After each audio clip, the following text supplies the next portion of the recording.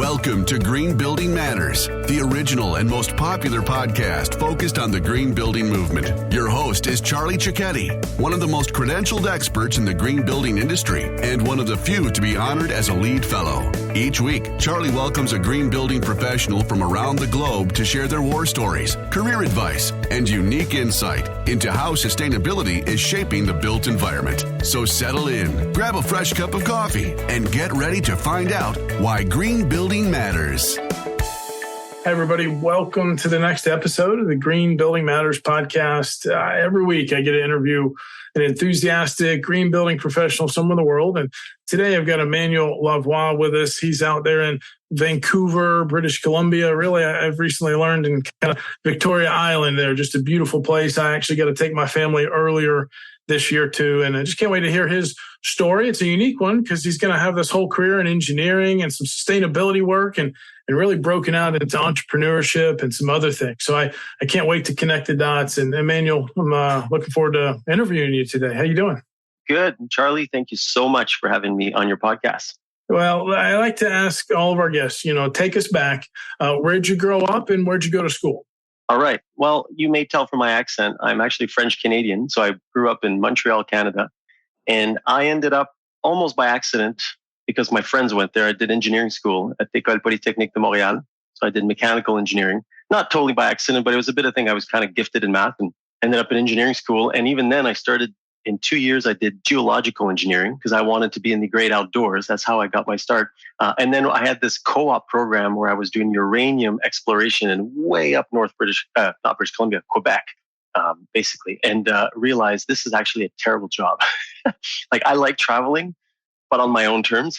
So I promptly got back to school that fall and switched to mechanical engineering. Wow. And you were way up there too. And actually, I'm kind of, Canada's growing on me, Emmanuel. I actually got to go to Montreal early this year too. So I've been on both sides. Okay. So mechanical engineering, you got into that and then start just connecting the dots a little bit. Was there any kind of energy efficiency or sustainability? You've mentioned you even passed your lead exam. Tell us about that time. Yeah, absolutely. So graduated mechanical engineering, end up moving to British Columbia and got my first job for Stantec.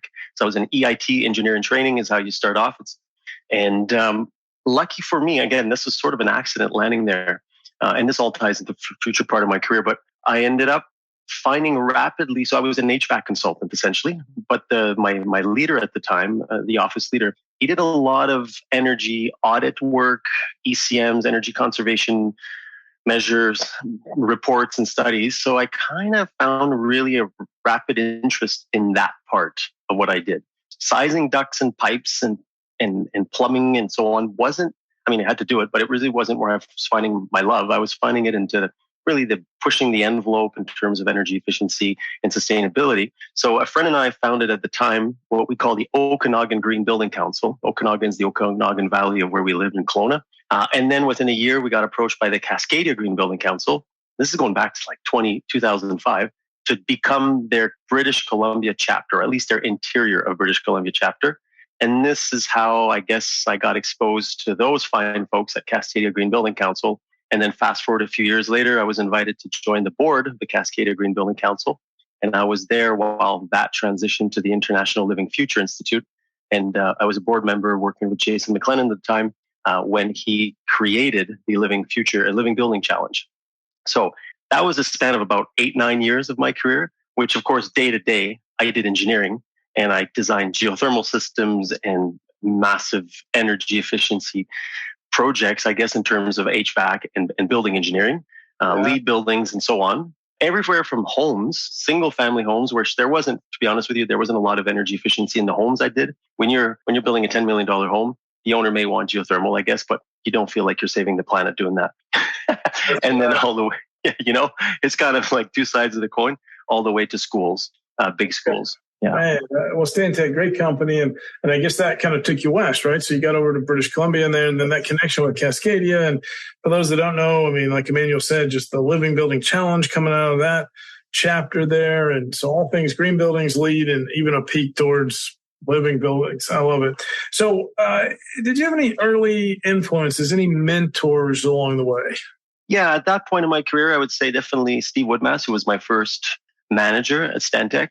He was the one who taught me everything. I mean, he picked me off the street. I mean, not off the street, but I had no experience. My first interview asked me HVAC questions and I had zero answer.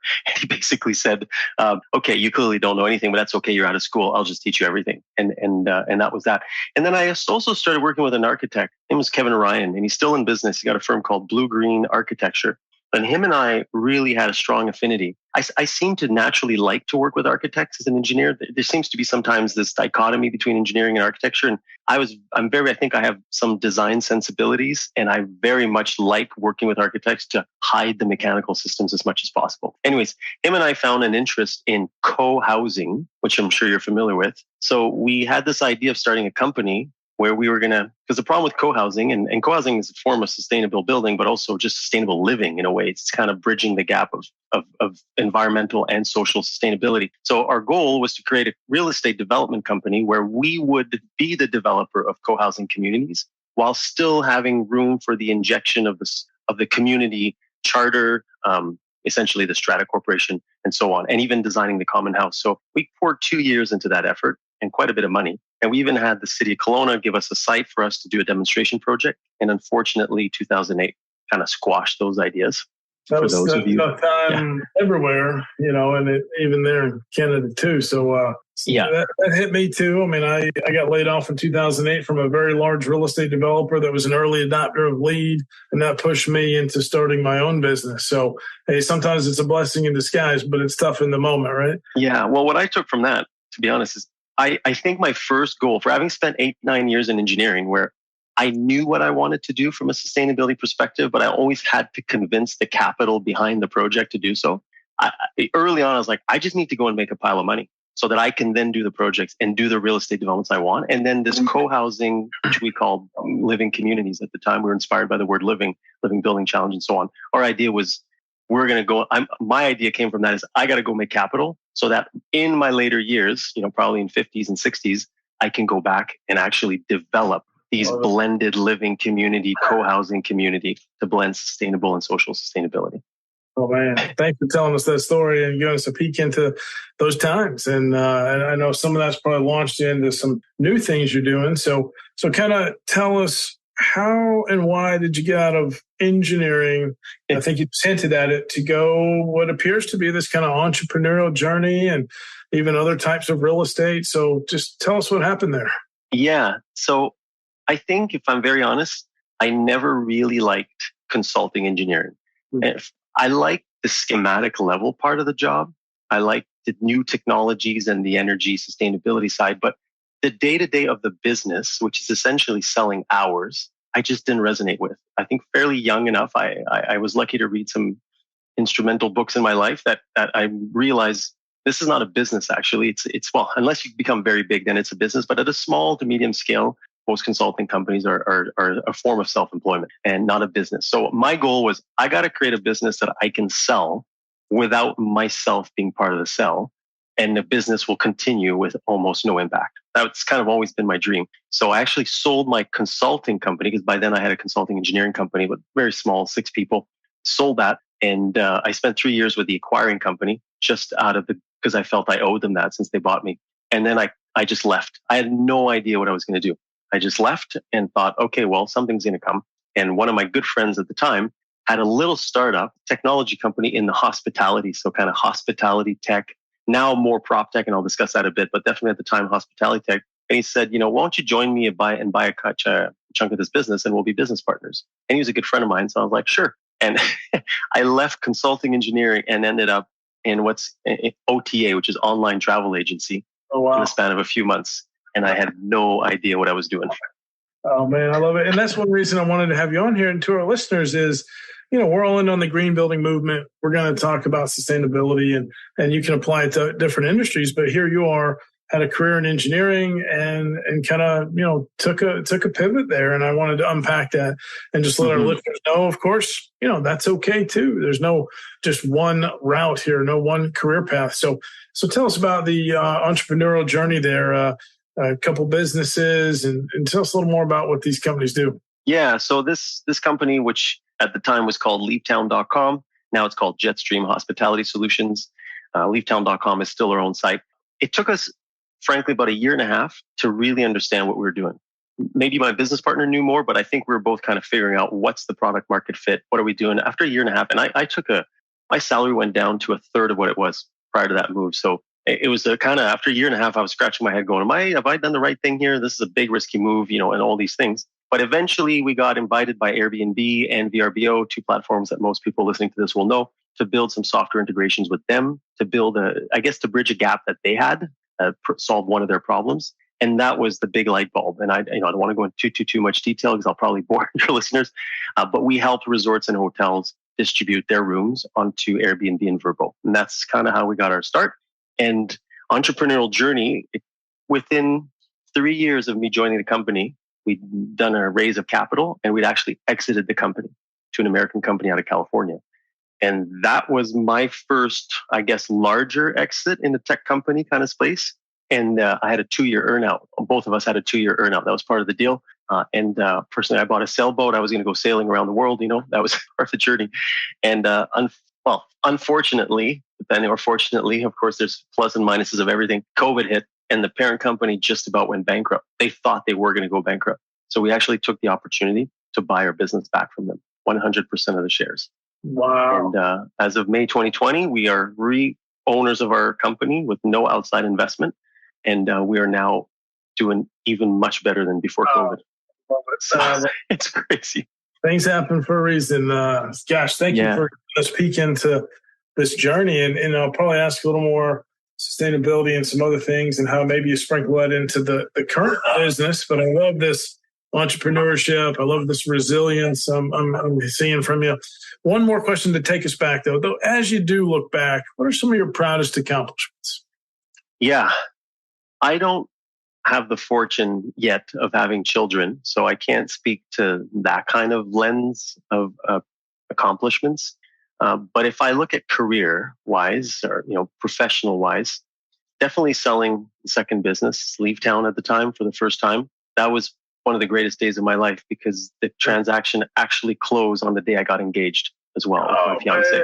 Big party. Yeah. And we were on our sailboat when it happened. So it was just this kind of that'll never happen again in my life. So that's definitely an accomplishment. And if I go back to my sustainability days, one of the really, really interesting projects, and it was one of the last ones I did, was a new school for School District 10 in the Okanagan in Kelowna. And I was the lead engineer on it because at that point in my career, that's where I was at.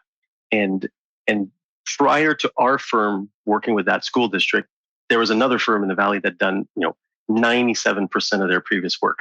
So they were taking a chance on us. And I'm at the time I'm 32 and I'm the lead engineer. So I knew that their not superintendent, but the guy over there who's in charge of all projects and especially energy and sustainability at the school district, I knew he's a very approachable guy. So I basically started having weekly meetings with him.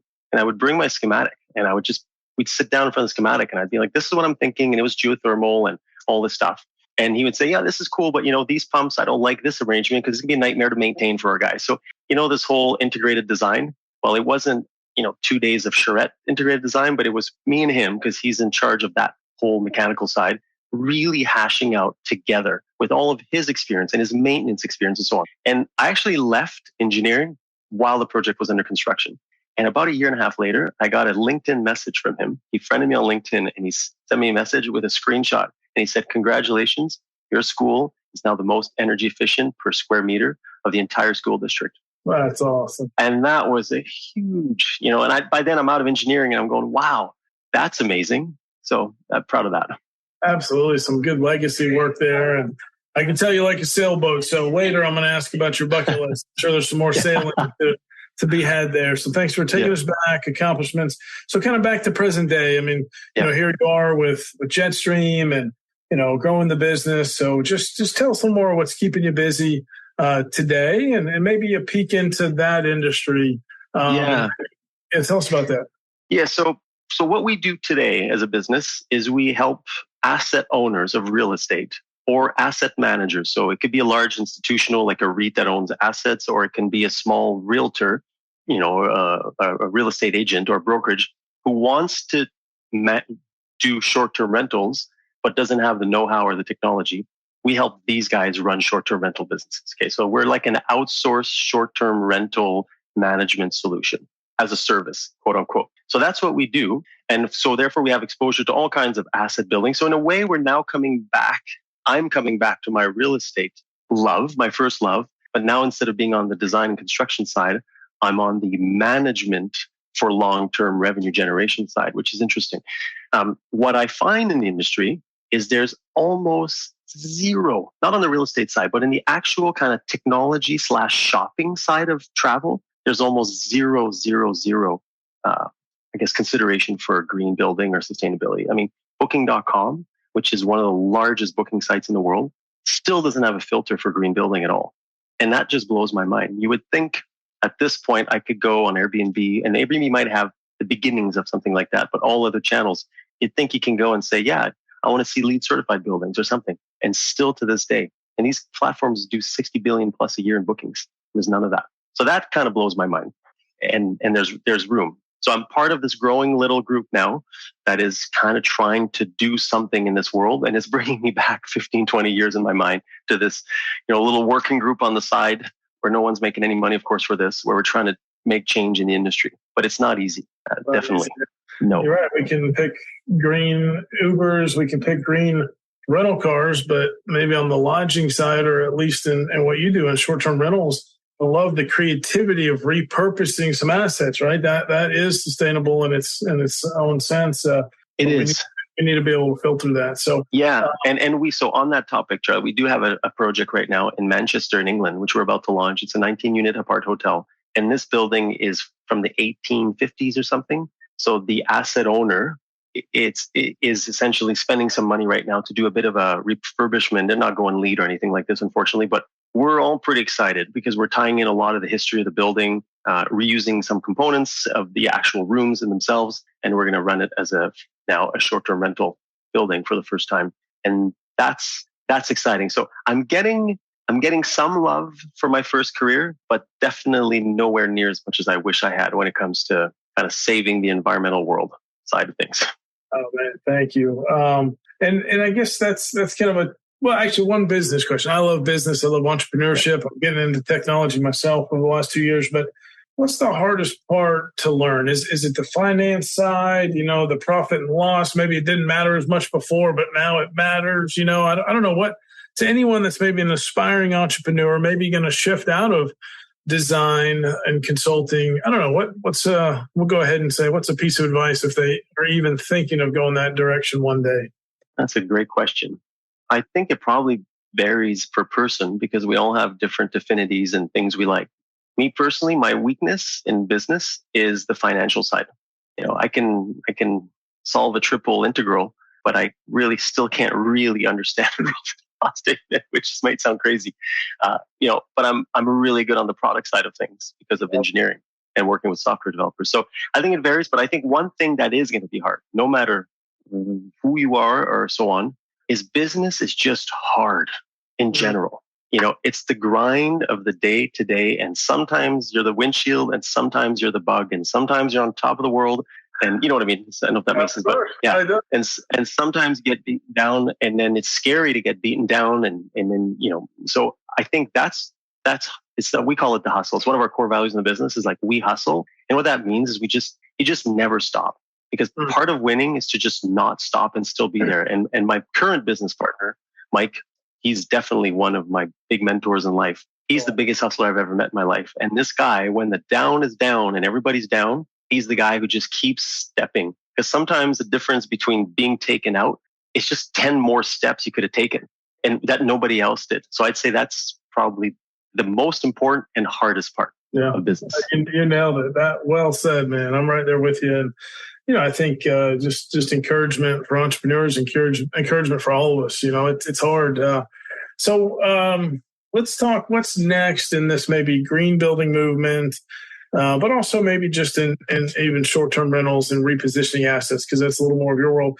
But I will say you're in one of the greenest areas in North America, right, between Vancouver and Victoria. So you're already in a couple of really green cities. I'm impressed by what goes on there, and not just the building codes, but even the optional green with the development. So, but what's next with kind of green buildings from where you sit, and then also, where do you see some trends happening with short-term rentals? On the green side, on the green building side, I must confess that I'm obviously don't have the pulse that I once did. Part of the reason, and I think I was wrong, part of the reason also I left the industry was I felt like the early innovation part was done. And I think I was completely wrong on this. I think there's still many startups in the tech space of building control and AI now factoring all these disparate data sources and making better building energy decisions. There's still so much to come. I just thought like, oh yeah, the early excitement and the early rush was done, and I was wrong. So I guess now I stand corrected. And if I take that correction forward, I would think it's a big, massively full of opportunity space. I would think that the software side has still a lot to go. And I'm actually surprised that I was listening to some of your previous guests on podcasts, that some of the same stuff that was talked about 10, 12 years ago is still on the software and building control side. So I guess at some point there might be some consolidation and some roll up of that space. But right now it still seems very fragmented, which is good because that means opportunity. So, and I think the governments will continue putting tougher regulations and more building code requirements. So yeah, I think it's never going to end. And it's probably, as much as I thought the party was over then, I think in reality, we're probably still in the early stages. It's a never ending party and we're just going to strive to better. That's that side. Yeah. I think the short-term rental side is kind of a separate conversation, but there's definitely also going to be more regulation on the short-term rental side for sure. Just the price of homes increase that we've seen, how people can't afford to get a mortgage anymore. All this is just political pressure against allowing short-term rentals in general. I look forward to finding an asset owner that shares my desire and passion for the green building, who will say, yes, I want to run this as a short-term rental. And I've gone for LEED gold or platinum on my building. And I want this sustainability features to really be prevalent in how we market and merchandise this asset. I haven't run into that yet, but I'm sure I will. Thank you for that, peek. And I know short-term rentals are growing, booming. Your company's growing, but you're right. It's sometimes they don't know how to handle it. I'd argue that was kind of like Uber, right? It's just something that's happening so fast. It's how do you make sure it's maybe a fair and a level playing field, but also just there's not any unforeseen consequences. So professionalization then, Charlie, I'm guessing, right? On your end, I mean, your business has been about professionalizing the green building industry and part of with all your training and so on. Courses and businesses, and I'm guessing it's going to be the same on the short term. So both industries, like the world, is professionalizing fast. And the common denominator is buildings, assets, homes. Yes. And you're right. If we're not careful, we're greening up only a certain slice of the built environment, and we're leaving some behind. So I think I'm hearing some of the work you do is to take some older assets too and make sure they're being used, so that again is, I think you could have a whole thing around that. What's the best practice to do that? What is the model? And maybe you all can lead that. I love it. Doing our best. Fantastic conversation here, Emmanuel. Okay, let's learn a little more about you. So, what would you say is your specialty or gift? I think my gift is probably to lead teams and instill a good culture. And I think I felt a little stymied in that when I was in my first career. And when I sold my business to, this other company, great guys, honest, would trust them with my life. But culturally, we were so different. And that was a big clash. So I felt that in engineering, there was more of a box of how you were supposed to be and behave and lead in a way. And again, I might have been wrong. You look back on stuff and think maybe your hypothesis was wrong. I think now I'm definitely able to really, because there's no more box of engineering. It's just kind of, we're making this whole thing up as we go completely, and we fit in the cool, quote unquote, tech company vibe. So I think I'm pretty good at building teams and making sure they're in their best cultural element to succeed. Culture and core values. It's so important. You read it in the business books, but now that you've practiced it and I have it, it is just so important. It's everything. Now, how about some good habits, routines, rituals? What keeps you on point? Any good habits? I wish I could speak here and say that I wake up and do yoga and swim in cold water every morning. But frankly, my schedule is a bit bananas. We have a team in Europe and a lot of customers in Europe, so my mornings usually start fairly early with European calls. So I think my only habits are good ones that I don't smoke, never have. Good. And I eat healthy and I read a lot. That's probably my only long-term habits at this point. And I dream that one day I will turn into this yogi persona, but I think that might be after the next exit, because at this point I'm just trying to hang on. Hang on, man. Well, I think having those in check got to bring you some balance and good health. And that's my next question is, I'm a fan of a bucket list. So what are one or two things maybe on your bucket list? Because as I've read your bio, you love sailing and surfing, skiing, paragliding, technology. So just give us a peek into your world, but also what are one or two things maybe on the bucket list? I've been lucky in my life. And again, maybe because I haven't been blessed to have children, so I've had more time to pursue my personal ambitions. But definitely most of the things I've wanted to do so far, I've been able to do. So I've always wanted to sell a business. So I've been lucky to do that twice. We were going to go sail, maybe not around the world, but at least around the South Pacific. We had a boat purchase in Fiji. We sold it to New Zealand. And then, of course, I got locked away from New Zealand during COVID and ultimately had to sell the boat. So that's probably the biggest bucket list item. Is like I got so close to it, like months away from it. And so that's one. And, I fly paragliders and I love that. As my knees get a bit more weak, as I'm now in my 40s and not my 20s, I do maybe think it'd be nice to have a plane at some point to fly around. And living on Vancouver Island, it's beautiful, but you always have to catch a ferry to go to the mainland. So a little plane would allow you to kind of just zip around a little faster. So I'd say those are my two personal bucket lists: flying and sailing. A little puddle jumper, get a big runway. So the sailing, it's come up 3 or 4 times. Where did the love for sailing come from? I moved to Vancouver in 2013, and I moved into a co-op because after this whole failed co-op, co-living, co-housing business idea, I thought, well, I should try this recipe that I'm trying to sell to see if I love it. So I ended up living 2 years in this wonderful co-op in Kitsilano, Vancouver. And so I met a guy in the co-op, another mechanical engineer. And the first time we met, he's like, "Hey, dude, we should buy a sailboat together." Literally the first time we met. I'm like, yeah, sure. Yeah, haha. And well, he went on Kijiji and started looking. And 2 months later, it's like, I found the boat. And we bought this thing for $4,800. Wow. And I didn't really know how to sail, but we got a third partner in. And I think I had my $1,600 shares worth of fun in the first weekend we bought this thing. And that launched a whole new passion. And I met my now fiance at the time, and she was also new to it. So it was a common thing we discovered together, which I find is very important in relationships. It was the first time I discovered a new passion with a new partner that became our thing instead of me trying to bring her into my thing or vice versa. Yeah. Wow, a lot of wisdom there. And thanks for telling us that story. I love it. Hey, as we start to come to a close, 2 more questions. You already gave some advice about those that want to be an entrepreneur, but any other career advice you wish you'd have known earlier? 100%. I think the most important one, and I say that because it bit me hard, is keep your living expenses, if you can, super low. Now, easier said than done, depending on your family situation and so on. But I quickly ended up in a career I didn't like, ultimately early on. But I bought a house, and then I tried to do a real estate development, and this and that. 2008 wiped me out, and I ended up spending 5 years underwater, which were 5 long years to claw yourself out of. And then I was stuck in a career I didn't like. And meanwhile, I saw the birth of the mobile phones at the time. And I thought, oh my God, there's such opportunity there. But I really couldn't do. If you owe money and you owe debt, there's nothing you can do about that other than pay it back or go bankrupt. But I wasn't going to do that. So when I moved to Vancouver, I moved into the shared housing situation. My rent was $500 a month. And I was still making my engineering salary. So that's when I finally was able, like, as soon as you have small living expenses, you can do whatever risk you want to take. So I'm not saying do that for the rest of your life, but if you're young, up to mid-30s, I was mid-30s when I did that kind of contracting move and just saved up, that gave me the opportunity to finally say, okay, I'm done with this career. Let's try something else and take a risk and take a tiny salary to start. It doesn't matter because I'm only paying $500 a month rent. So that's some great advice. To all of our listeners, make sure you heed that advice there from Emmanuel.